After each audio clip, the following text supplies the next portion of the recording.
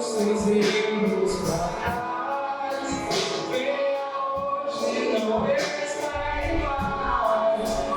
Jesus te chama, sinta a alegria acordar, e na cinza vai nascer. Jesus te chama,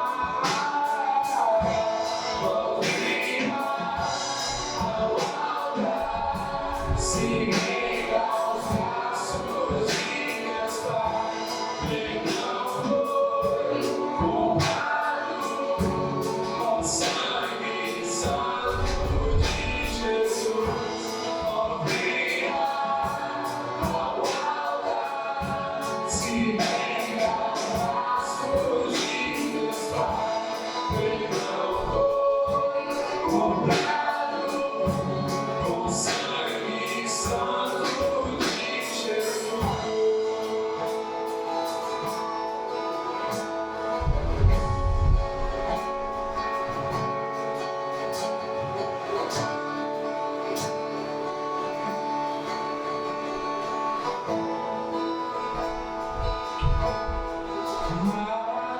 Maravilhoso, o nosso Salvador, cante aleluia, Cristo vive, todos se curvam, porque Ele é Senhor, cante aleluia, Cristo vive.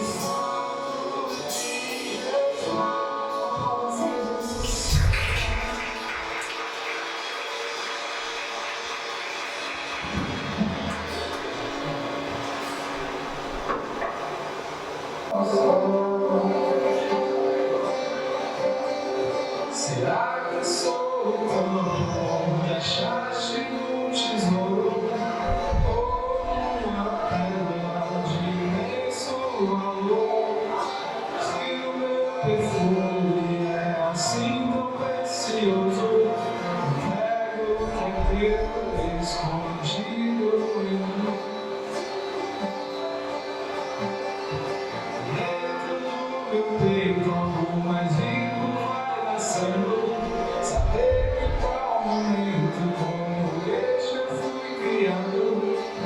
Eu creio nesse perdoação do tempo. Já não há nada escondido em mim.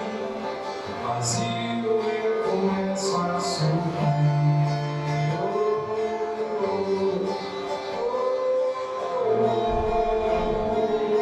Nada me impede de ir mais alto.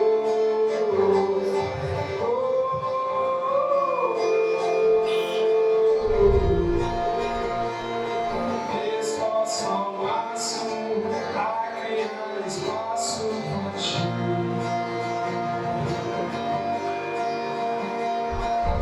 Esforço ao máximo pra criar espaço pra ti. Eu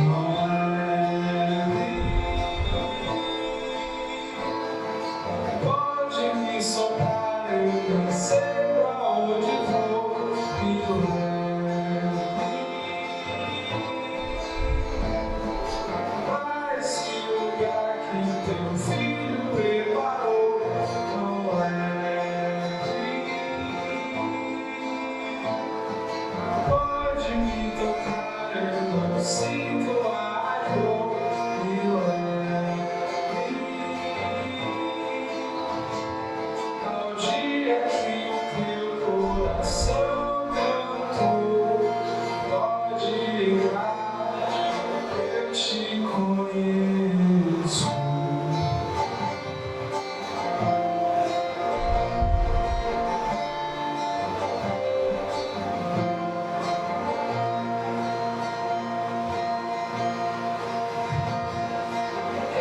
Este é Jesus no centro, em seu trono, em seu reino. Este sou eu por dentro, conheci o amor quando vi do céu.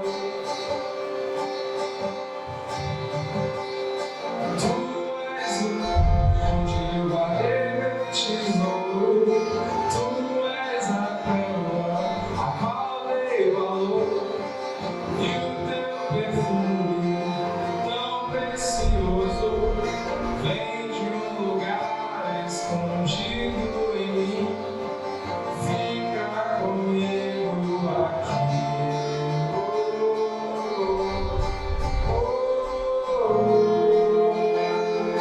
Pra te comprar foi que eu vim.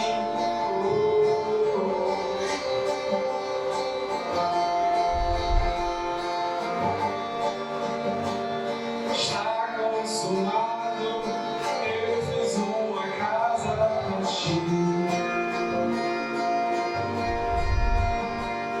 Está consumado, eu fiz uma casa pra mim em ti.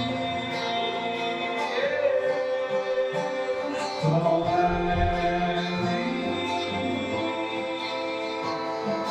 pode me soltar, eu não sei pra onde vou, me leve pra esse lugar que o teu filho preparou. Tão leve, pode me tocar, eu não sinto a dor, me leve ao dia que o teu coração cantou. Pode entrar, eu te conheço.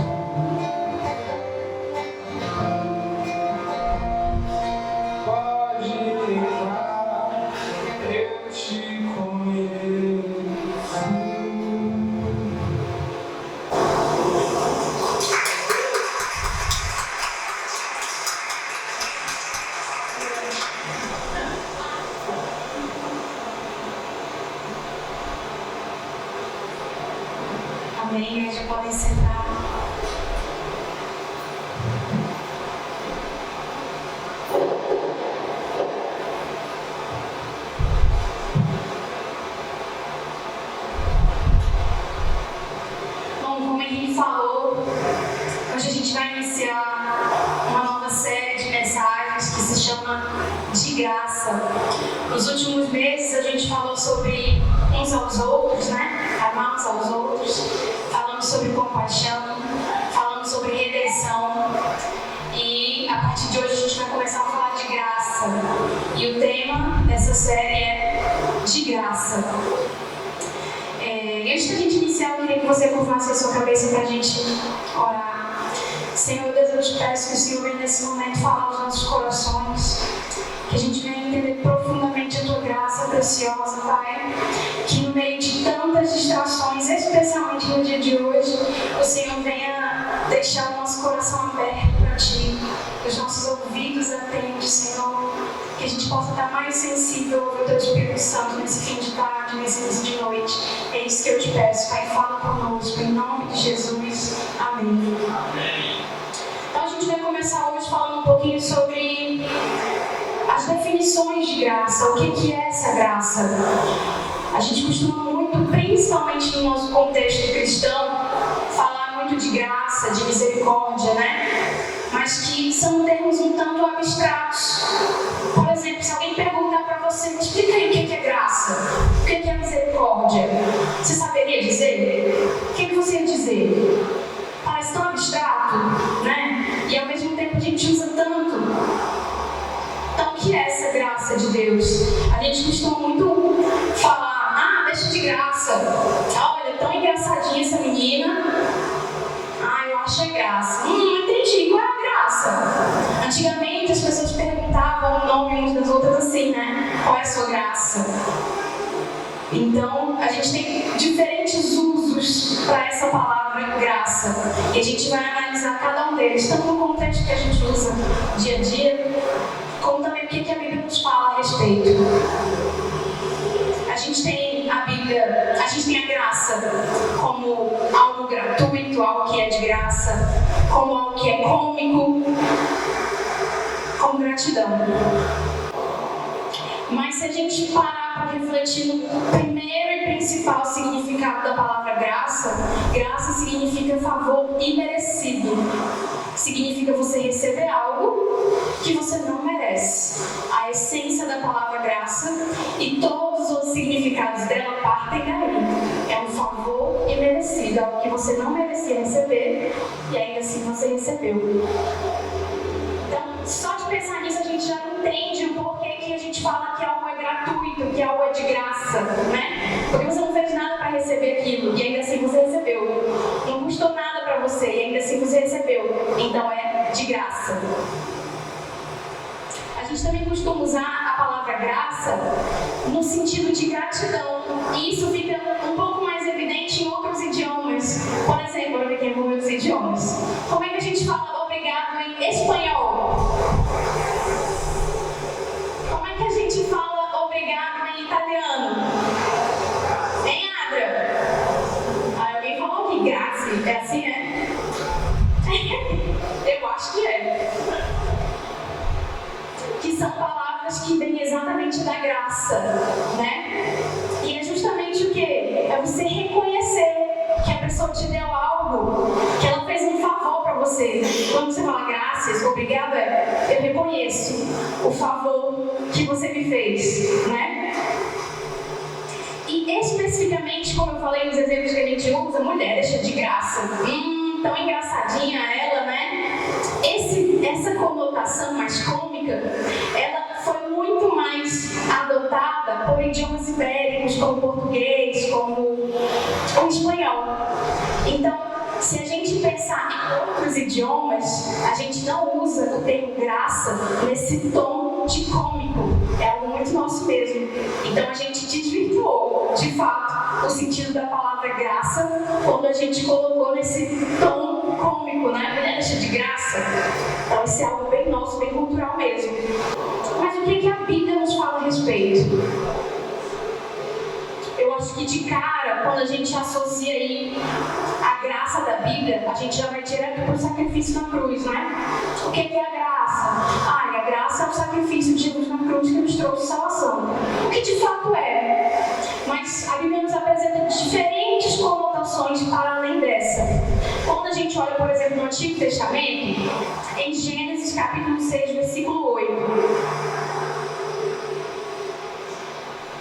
Esse é o primeiro momento em que a Bíblia nos apresenta a palavra graça. E a Bíblia diz: Mas Noé encontrou graça aos olhos do Senhor. Então, em todo o Antigo Testamento, é comum a gente ver a palavra graça sendo apresentada dessa forma: achar graça diante do rei, achar graça diante de Deus, ser achado em graça, né? Nesse caso, nesse exemplo, mas Noé encontrou graça aos olhos de Deus. Aqui a gente vê o momento em que Deus concede a Noé um favor imerecido. Diante de tanta iniquidade que existia ali entre aqueles povos, Deus olha para Noé e decide conceder vida. Fala: olha, eu vou fazer com que vocês permaneçam em vida. Merecia? Não merecia, porque a iniquidade estava em todos. Mas ele concedeu a sua graça a Noé. E assim a gente vê em todo o Antigo Testamento o termo graça sendo apresentado dessa forma, como achar graça, né? Como receber favor. Já no Novo Testamento, além dessa conotação, a gente encontra outras. A principal delas, a salvação. O termo graça, que é apresentado para se referir à salvação, é charis, que vem do grego. Em alguns versículos, graça e misericórdia se fundem. Elas se representam a mesma coisa. Favor imerecido para com um inimigo. Graça para com alguém que, por causa do pecado, perdeu todo o direito ao favor de Deus e merece o oposto, o juízo de Deus. Então olha que profundo isso. É para além de um favor imerecido. É um favor imerecido para com um inimigo. Por causa do pecado, nós somos feitos inimigos de Deus. Já não merecia, agora é que não merece mesmo. A graça, charis. No Novo Testamento, a gente também vê a graça apresentada como gratidão. Em 1 Tessalonicenses, capítulo 5, versículo 18, uma passagem muito conhecida. Em tudo dai graças, porque essa é a vontade de Deus em Cristo Jesus para convosco. Novamente, aqui, dar graças a Deus significa reconhecer os feitos do Senhor, reconhecer esse favor imerecido. E é por isso que pra gente o dia de ação de graças é importante, porque é o dia que a gente fala: ei, Senhor, a gente está aqui para dizer que a gente reconhece o teu favor imerecido, os teus grandes feitos que nós não merecemos e ainda assim o Senhor nos concede. É o dar graças a Deus, né? E ainda no Novo Testamento, graça aparece como saudação. Inclusive ainda hoje a gente usa, né? Graça e paz, a paz do Senhor, igreja. E nas cartas a gente vê isso. Em 2 Tessalonicenses, capítulo 1, versículo 2. Graça e paz a vós da parte de Deus, nosso Pai, e do Senhor Jesus Cristo. Então, é comum os cristãos se saudarem dessa forma, com a graça e com a paz, para que eles possam ser lembrados constantemente do favor de Deus sobre eles. E uma vez que a gente entende essa graça como um favor imerecido, pergunto para você: existe diferença entre graça e misericórdia? Ou é a mesma coisa? Como eu falei para vocês, em alguns momentos da Bíblia, graça e misericórdia se fundem. De fato, são a mesma coisa. Porque o que acontece? Tanto graça quanto misericórdia são um favor imerecido. Tanto graça quanto misericórdia representam algo que Deus dá pra gente e que a gente não merece. Tanto graça quanto misericórdia. Mas a misericórdia, que foi algo que nós falamos muito nos últimos meses, ela fala de algo muito ruim que a gente merecia. E por causa da sua misericórdia, Ele não nos concede algo de muito ruim que a gente merecia. A gente, como pecador, a gente merecia o quê? A morte, a condenação condenação eterna. E aí o que Deus vai e faz? Ele fala, não, eu não vou deixar. Eu não vou deixar. Isso é a misericórdia de Deus que nos alcança. Algo de muito ruim que deveria chegar a nós e Ele não permite que chegue. Isso é a misericórdia. A graça, novamente um favor merecido, mas é o quê? É algo de muito, muito, muito bom que a gente também não merecia e que ainda assim Ele dá. A gente não merecia uma eternidade ao seu lado, morando em ruas de ouro, casas lindas, desfrutando da sua presença por toda a eternidade. Isso é algo muito, muito, muito bom que a gente não merecia. Isso é graça. E ainda assim Ele nos concede sua graça e sua misericórdia. Então Deus, Ele não só nos livra da sentença do pecado, que é a morte, isso é a sua misericórdia, como Ele também nos adota como filhos e prepara para nós uma linda morada ao seu lado na eternidade. Isso é graça. Graça e misericórdia. E como isso é forte, né? E como isso é profundo.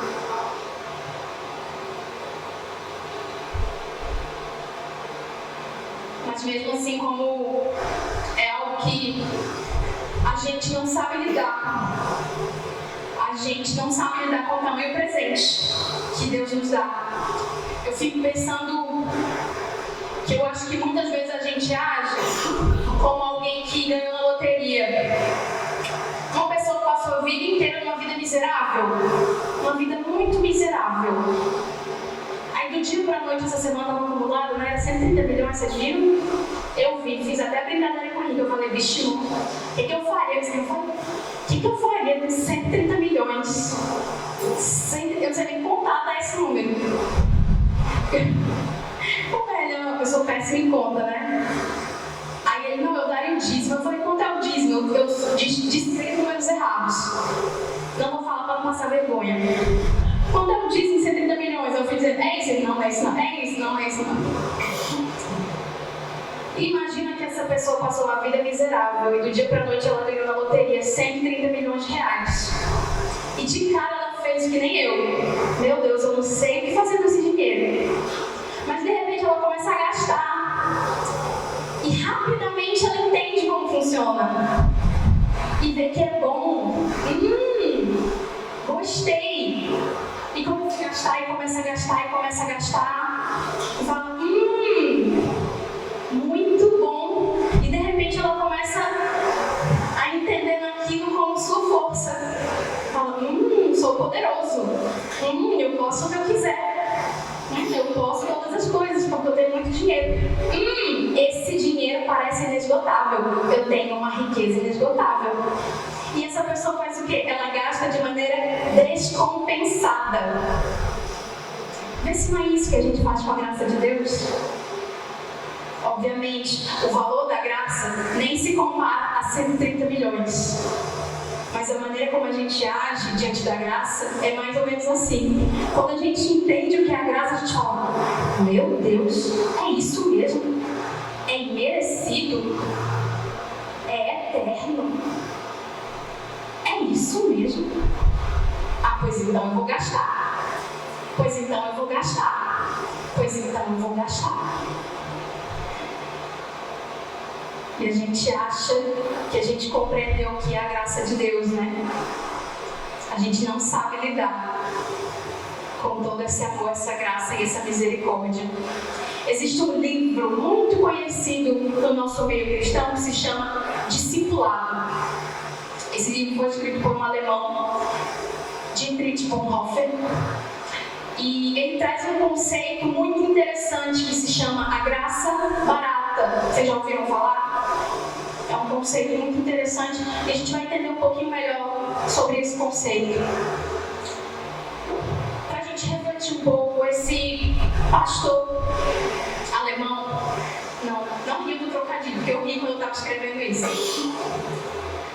Durante a sua vida, ele criticou duramente a maneira como as pessoas viviam o cristianismo na sua geração. ele viveu um contexto da Alemanha nazista. Imagina só. Imagina você vivendo nesse contexto. E quando ele viu um governo assumindo prerrogativas que cabiam somente a Cristo, ele falou: preciso fazer alguma coisa. E ele começou a desenvolver materiais, obras, cartas, para chamar a atenção do povo de Deus a respeito da sua graça e do discipulado. Dietrich, junto com seu irmão e seu cunhado, eles contribuíram diretamente numa conspiração contra o próprio Hitler. E por causa disso ele foi preso, acusado de desmoralização das Forças Armadas. Ele passou 18 meses preso, ele foi julgado, ele foi condenado sem nenhuma chance de defesa. E ele foi levado ao campo de extermínio e enforcado no dia 9 de abril de 1945. Esse foi o cara que falou sobre graça barata. Ele não estava brincando quando ele falou sobre a profundidade da graça. Curiosamente, nesses 18 meses que ele passou preso, foi também o período que ele mais produziu. Nos lembra Paulo, né? Foi também o período que ele mais produziu textos e deixou cartas e todo esse conteúdo que a gente tem, que ele desenvolveu. E que é muito louco pensar que um negócio que foi escrito lá em 1945, 1930, é tão mais real ainda hoje, né? E próximo da sua morte, ele disse algo. Ele disse o seguinte: tenho a impressão de que a minha vida, por mais estranho que isso pareça, transcorreu de maneira totalmente coerente, sem rupturas, ao menos no tocante à maneira exterior de como eu a conduzi. Foi um enriquecimento ininterrupto da minha experiência, pelo qual realmente só posso ser grato. Se meu estado atual fosse a conclusão da minha vida, então isso teria um sentido que eu acreditaria entender. O cara estava na beira da morte. E ele falou assim: cara, se minha vida acabar aqui, ela valeu muito a pena. Eu cumpri o propósito para o qual eu fui chamado. Esse é um cara que nos fala sobre essa graça barata. E o que é essa graça barata? Lembra do que eu falei sobre a gente não saber lidar com o tamanho presente que é a graça e gastar de maneira descompensada? É por aí que funciona a graça barata. A graça barata é o perdão dos pecados já dado como certo. É pensar em uma fatura que já foi paga antecipadamente e para sempre. Ora, se essa fatura já foi paga, então a gente pode obter tudo gratuitamente, não é mesmo? Nessa doutrina, o mundo encontra cobertura barata para os seus pecados. Pecados esses que eles sequer se arrependeram. Pecados esses que eles sequer querem se livrar. A graça barata é aquela que, em vez de justificar o pecador, ela justifica o pecado. A graça barata é a pregação do perdão sem arrependimento do pecador. A graça barata é a graça sem o discipulado, sem a cruz, sem Jesus vivo e encarnado.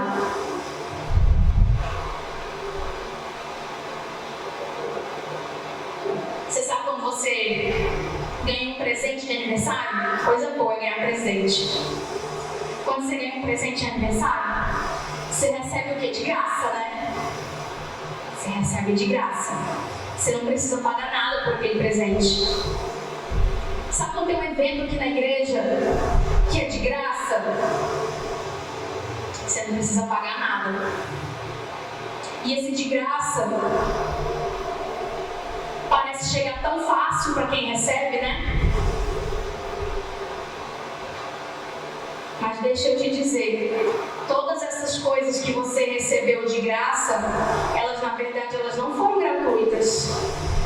Alguém pagou por elas. Alguém fez um esforço grande, um esforço muito grande, para que fosse de graça para você. Essa graça, esse favor imerecido de Deus, ele foi de graça para você, mas não para ele. ele custou muito, muito, muito caro. Alguém precisou pagar essa conta. 1 Coríntios capítulo 6, versículo 20. Porque fostes comprados por alto preço, portanto, glorificai a Deus no vosso corpo e no vosso espírito, os quais são de Deus. Para você foi de graça, não deu trabalho nenhum, mas para ele custou muito. Custou muito. Agora pensei comigo. Parece que não se encaixa muito. Se a graça é um favor imerecido, esse conceito parece que ele é totalmente diferente de um conceito de justiça. Porque justiça tem a ver com merecimento, né? A justiça, ela recompensa quem é inocente e ela condena quem é culpado. Essa é a justiça, né? Então essa graça é justa? Se você que é culpado recebe sem merecer? Não é justa, né? Não parece. O que acontece é que para que essa justiça aconteça, alguém precisa pagar. Igual quando alguém te dá um presente. Foi de graça para você, mas ela pagou pelo presente. Ela foi lá na loja, ela escolheu, ela pagou. A sua salvação foi de graça para você? Alguém pagou. Alguém pagou. Então houve justiça.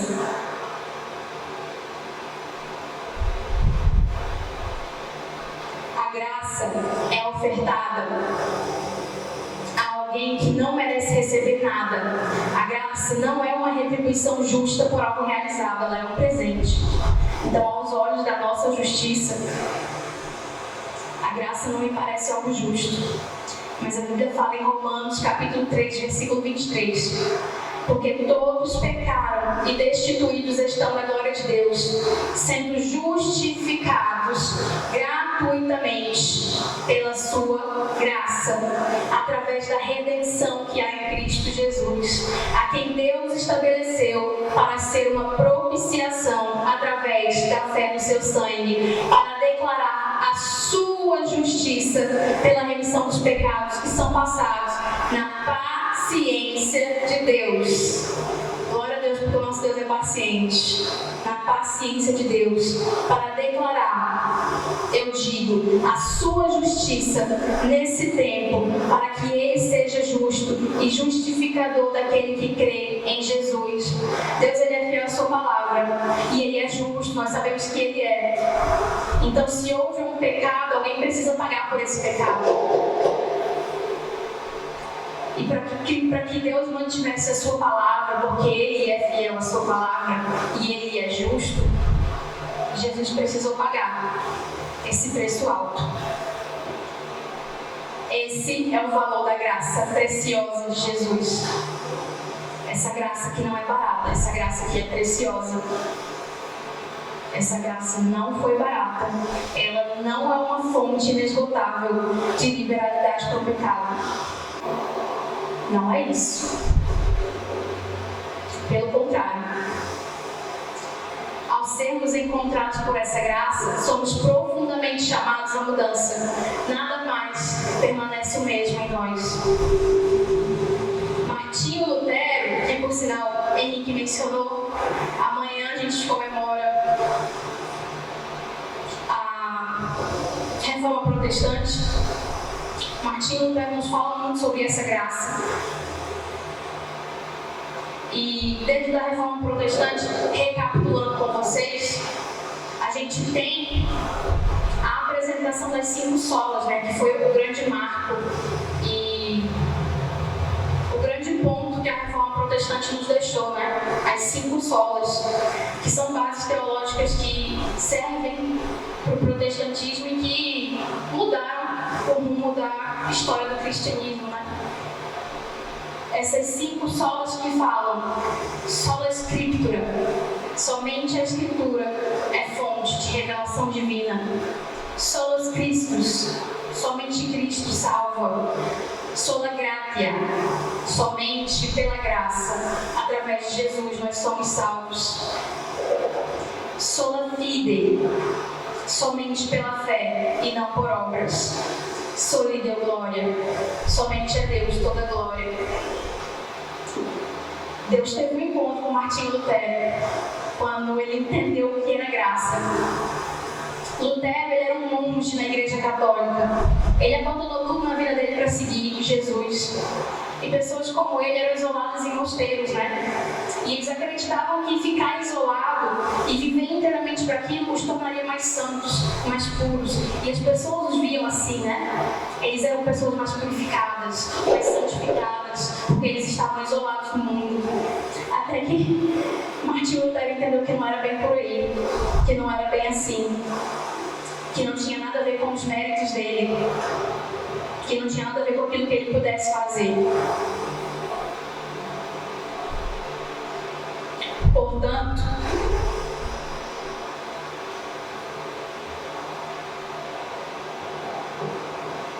e então, quando em contato profundo com a palavra, ele compreende que ele continua pecador, mesmo isolado, mesmo vivendo inteiramente para Deus, ele continua sendo pecador. E o acesso ao perdão e à graça estão totalmente em Jesus e em nada daquilo que ele possa fazer. Portanto, somente aquele que é capaz de abrir mão de tudo por Jesus pode dizer que foi alcançado por essa graça preciosa. O acesso a essa graça desperta em nós uma renúncia que é radical. A Bíblia fala em Marcos capítulo 8, no versículo 34. Se alguém quiser vir após mim, negue-se a si mesmo, tome sua cruz e siga-me, porque aquele que quiser salvar a sua vida, perdê-la. Mas quem perder a sua vida por minha causa e do Evangelho, salvá-la. Porquanto, que lucro tem o homem em ganhar o mundo inteiro e perder a sua alma? Esse trecho se repete em Mateus 16, 24 e em Lucas 9, 23. O mesmo trecho, a mesma palavra. Se alguém quiser vir após mim, negue-se a si mesmo, tome a sua cruz e siga-me. Jesus nos chama a abrir mão de nós mesmos, das nossas vontades, das nossas certezas, daquilo que a gente tem como convicção. O que é esse carregar a cruz? O que Jesus quis dizer quando ele disse: carregue sua cruz e siga-me? Gente, uma pessoa que está carregando sua cruz, ela está indo para onde? Ela está passeando, ela está vivendo a vida dela, ela está indo para onde? Quem está carregando a cruz? Está indo para sacrifício, né? Naquela época, no Império Romano, a morte de cruz era a morte mais vergonhosa que tinha, era a morte mais sofrida que tinha. As pessoas não andavam carregando cruz, só quem carregava a cruz era quem ia para o sacrifício. E quando Jesus ele chega e fala: negue a si mesmo e carregue sua cruz e siga-me, dizendo: ei, vem comigo em direção ao seu sacrifício, dizer não para você mesmo. Negar a você mesmo. Está disposto a sofrer comigo? Essa é a proposta que Jesus faz. Ei, eu estou indo nesse rumo aqui com a minha cruz. Você está disposto a sofrer comigo? Essa é a proposta.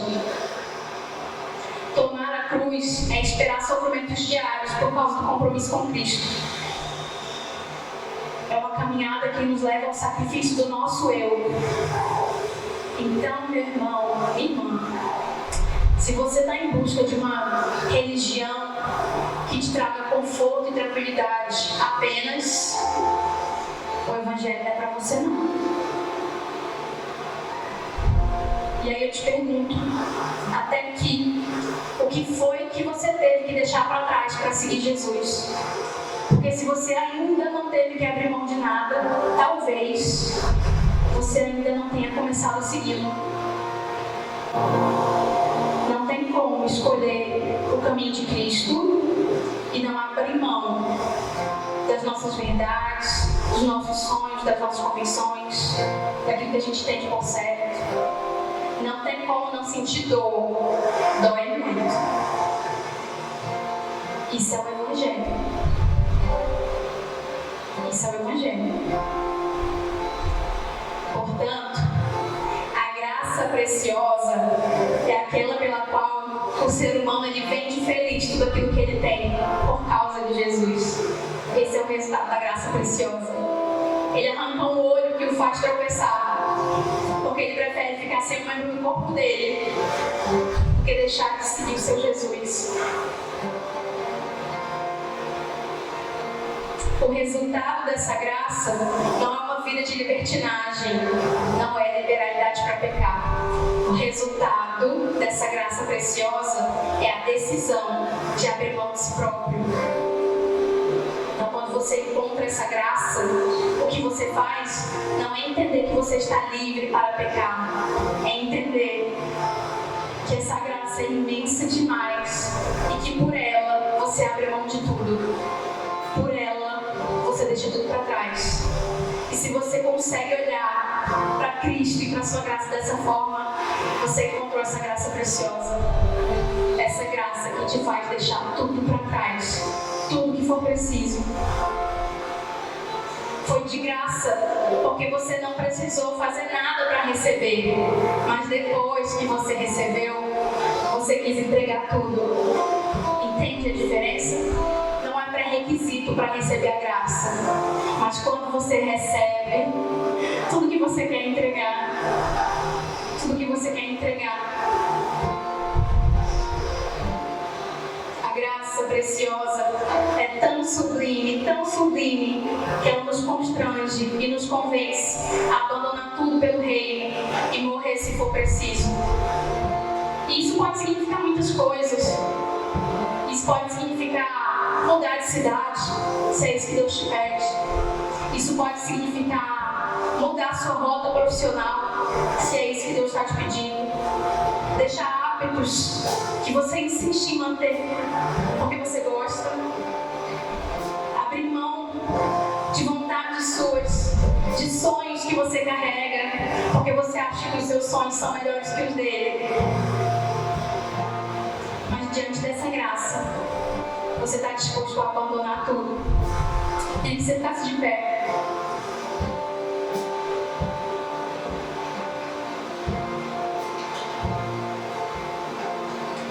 Em Efésios, capítulo 1, versículo 7.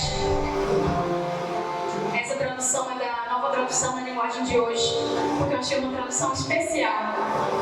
A Bíblia fala: pois pela morte de Cristo na cruz, nós somos libertados, isso é, os nossos pecados são perdoados. Como é maravilhosa a graça de Deus, que Ele nos deu com tanta fartura. Como é maravilhosa a graça de Deus, que Ele nos deu com tanta fartura. Meu chamado hoje para a igreja, assim como Deus tem me chamado a isso, é que a gente consiga lidar de maneira cautelosa com essa graça. Que a gente não queira gastar de maneira descompensada, por entender que ela é eterna e que ela é infinita. Porque se você ainda pensa assim, você ainda não entendeu o que é essa graça. Então que a gente possa ter a compreensão de que essa graça é preciosa demais para ser desperdiçada. E que essa graça teve um preço muito, muito alto para que fosse de graça para você. Lembre disso. E porque a gente entende isso, a gente fala: Deus, te custou demais. Deus, eu estou entendendo que te custou demais. Eu não posso ficar de braço cruzado diante disso. Foi lindo demais o que você fez e eu não merecia. Te custou demais. Eu vou me levantar e eu vou fazer valer o teu sacrifício. E de fato não há nada que a gente possa fazer para fazer valer, mas que no nosso coração haja um desejo incessante para fazer valer a pena, para que a gente possa, no dia tão chegado, tão esperado, olhar nos olhos dele e falar: Deus, eu sei que eu errei muitas vezes, mas eu lutei para fazer valer a pena. Para fazer valer a pena. Porque a tua graça é maravilhosa. Porque a tua graça é preciosa. Da última vez que eu estive aqui falando falei sobre compaixão, que foi eu vou chorar de novo, né? Eu sei chorando. E eu sei que foi uma mensagem muito profunda sobre o amor de Deus, sobre esse amor incondicional de Deus. Mas eu sei também que uma má compreensão dessa mensagem nos leva a gastar essa graça de maneira descompensada. E talvez, quando eu comecei a falar de graça, você tivesse pensado que eu ia para esse mesmo caminho, de falar quão grande e quão infinita é, porque de fato é. Mas hoje eu quero que você saia daqui com a compreensão de que essa graça, ela teve um preço muito alto para que fosse de graça para você. E quando você encontra essa graça, você é capaz de abrir mão de tudo. E se você ainda não encontrou, meu irmão, não pare de clamar. Não pare de clamar. Diga: Deus, eu ainda não entendi. Deus, eu ainda não entendi, mas eu quero entender. Me faz entender essa graça. Feche seus olhos nesse momento e diga isso a Ele. Diga o que você quiser dizer a Ele nesse momento.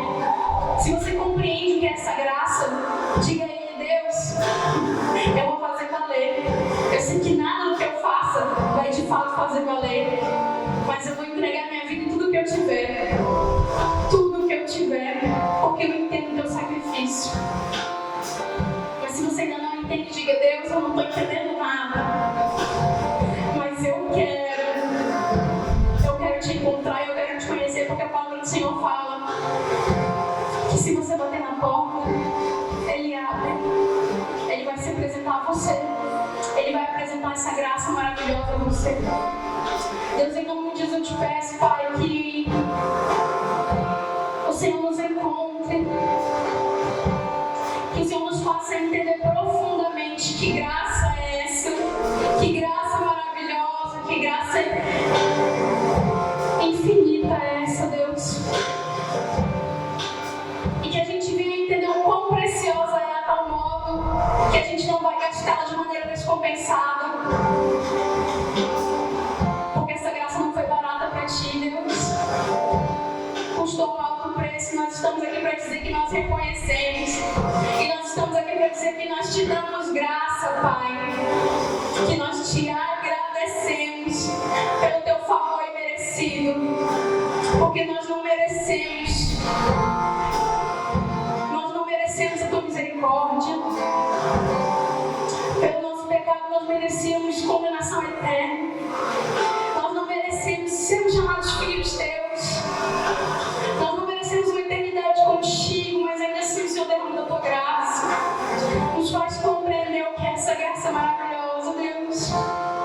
É isso que eu te peço, em nome de Jesus. Amém. Continue orando, continue louvando em nome de Jesus.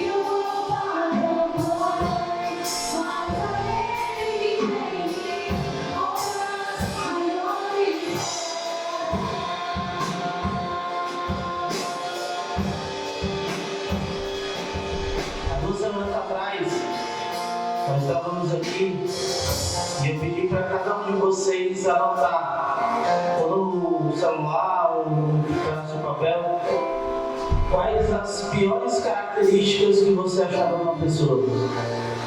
Quem lembra? Deixa eu dizer algo para vocês que eu não falei naquele dia.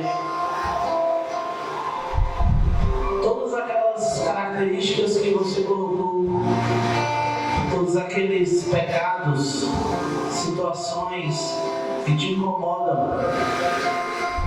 Você é muito pior do que tudo aquilo que você colocou. Consegue perceber isso? E ainda assim, a palavra nos garante que Ele nos amou primeiro.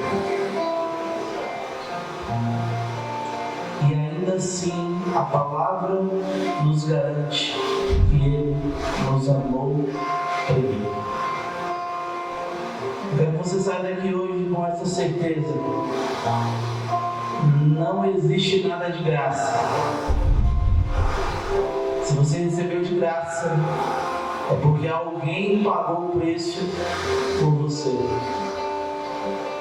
E quando nós falamos de Jesus, da graça de Jesus sobre as nossas vidas, é o maior preço da história. O sangue mais precioso foi derramado pelo meu pecado e pelo seu pecado. Então que você possa sair daqui hoje, como Ellen foi usada por Deus para falar aqui, pensando muito que essa graça não é uma graça barata, que essa graça não é uma graça qualquer, que esse preço que foi pago não é um preço que foi pago qualquer. O maior preço da história para que eu e você estivéssemos aqui hoje com liberdade, com alegria, com vida abundante e vida eterna, em nome de Jesus. Não por aquilo que somos, não por aquilo que fazemos, não por aquilo que merecemos, mas porque a sua graça nos alcançou. Pai, em nome de Jesus, nós te louvamos, Deus. Nós te louvamos, Pai, em nome de Jesus, por essa palavra profética, por essa mensagem poderosa. E em nome de Jesus, crava, Senhor, isso aos nossos corações. Crava nos nossos corações a dimensão poderosa da Tua graça, do alto preço que foi pago e de que nós não somos merecedores. Deus, em nome de Jesus, nós te louvamos, porque o Senhor nos alcançou.